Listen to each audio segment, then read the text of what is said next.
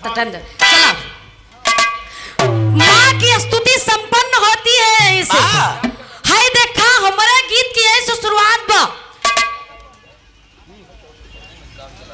Operator भैया तनी ध्यान दिया कैमरा के। ये से हमारे गाना के शुरुआत बा। अब तो स्तुति करत रहे माँ भगवती के मनावत रहे। अब ये से हमारे गीत के शुरुआत बा। अपने कैमरा पे नजर रखिया। हाँ चला भैया बजाए क्या बा।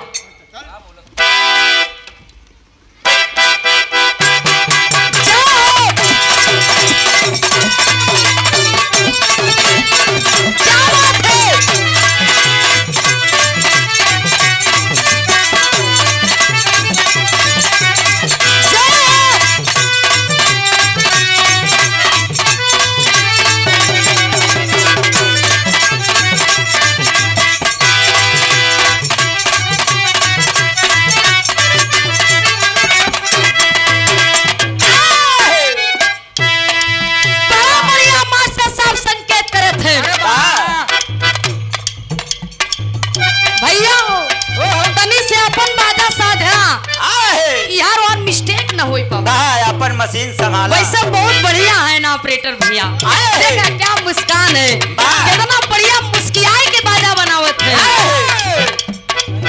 देखा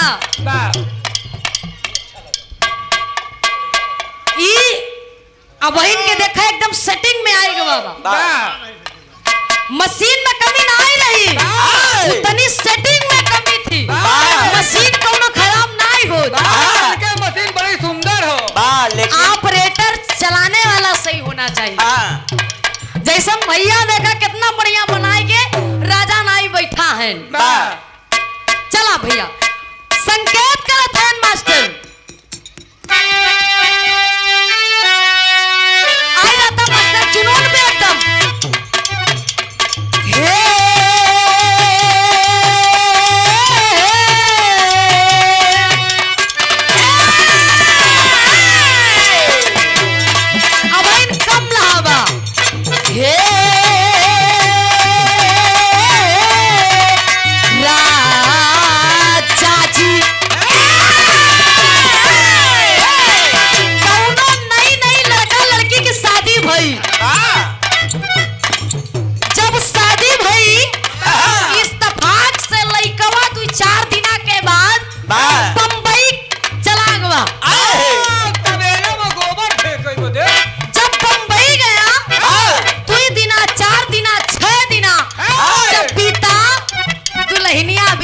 बड़ा परेशान हो गई। सोचा थे कि क्या बताई ऐसे बढ़िया तो हम कुआरे रहे। कैसे बताओ तो अपने सैया के पास फोन लगाई के।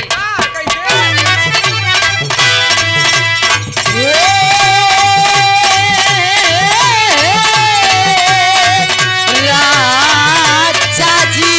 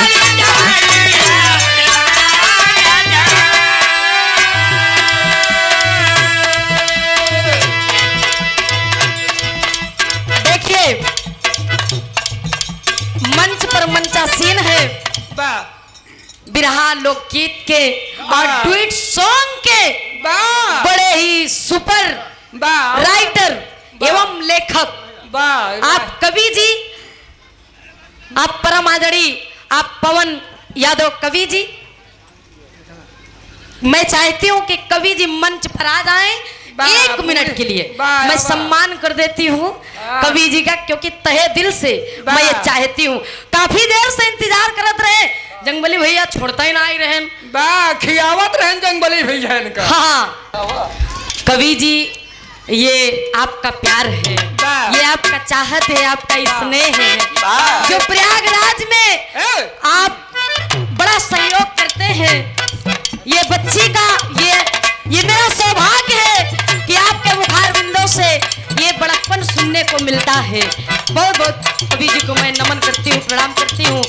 मंच के माध्यम से मेरी भी उम्र आपको लग जाए, बहुत बहुत धन्यवाद है।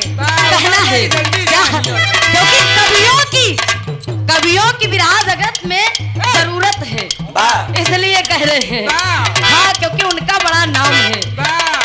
बताइए वो भैया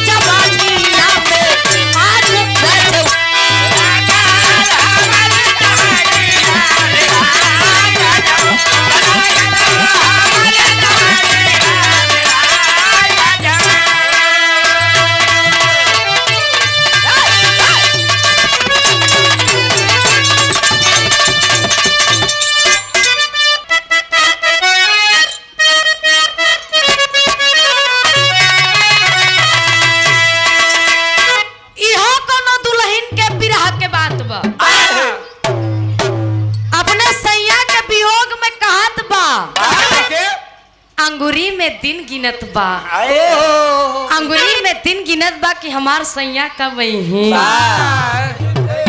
हाँ कैसे भैया, हाथ में मेहंदी मांग सिंदूरवा, हाथ में मेहंदी मांग सिंदूरवा, दुल्हनिया कहत बा कि बराबादी का जरावा हो गईला।